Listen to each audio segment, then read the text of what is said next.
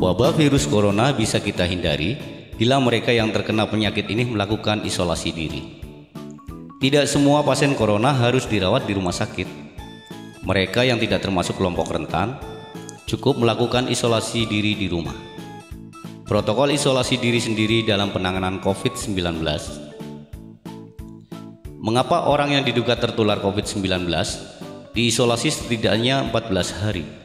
Gejala COVID-19 biasanya muncul dalam rentang 1-14 hari, berupa batuk, demam, atau sesak nafas. Dalam selang waktu itu, kondisi orang diduga terinfeksi COVID-19 diisolasi dan dipantau di rumah sakit, rumah, atau tempat lain. Apabila Anda bukan kelompok rentan seperti lansia atau memiliki penyakit kronis lain seperti diabetes, jantung, kanker, penyakit paru kronis, HIV/AIDS, penyakit autoimun, dan sejenisnya, maka Anda dapat secara sukarela atau berdasarkan rekomendasi petugas kesehatan melakukan isolasi mandiri. Apakah isolasi mandiri itu? Isolasi mandiri adalah upaya mencegah penyebaran COVID-19 dengan berdiam diri di rumah sambil memantau kondisi diri kita, seraya tetap menjaga jarak aman dari orang sekitar atau keluarga. Siapa yang perlu melakukan isolasi mandiri? Siapapun yang memiliki gejala sakit seperti demam, batuk atau pilek, nyeri tenggorokan, atau gejala penyakit pernafasan lainnya, atau termasuk dalam kategori orang dalam pemantauan, yaitu orang yang pernah berkontak erat dengan pasien positif COVID-19 dan atau orang dengan riwayat perjalanan dari negara atau transmisi lokal COVID-19. Berapa lama waktu isolasi mandiri? Setidaknya selama 14 hari.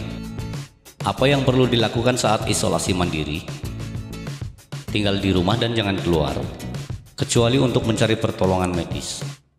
Sebisa mungkin gunakan kamar terpisah dan selalu jaga jarak setidaknya 1 meter dari anggota keluarga lain. Selalu gunakan masker selama masa isolasi diri. Ganti masker secara rutin apabila basah atau kotor. Lakukan pengukuran suhu harian dan observasi gejala seperti batuk atau kesulitan bernafas. Hindari berbagi peralatan makan seperti piring, sendok, garpu dan gelas, perlengkapan mandi seperti handuk atau sikat gigi, dan juga benda berbahan kain seperti pakaian atau selimut. Terapkan perilaku hidup bersih dan sehat seperti makan makanan bergizi, rutin mencuci tangan dengan sabun dan air mengalir, serta melakukan etika batuk dan bersin. Upayakan berada di ruang terbuka dan berjemur sinar matahari setiap pagi.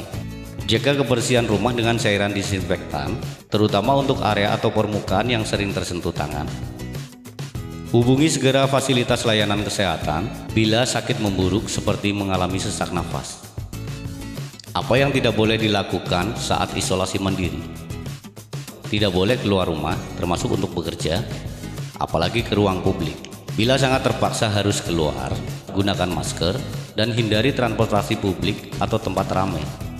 Tidak boleh berbagi alat makan, mandi, dan pakaian bersama anggota keluarga lainnya. Cuci peralatan makan dan pakaian secara mandiri, terpisah dari anggota keluarga lainnya.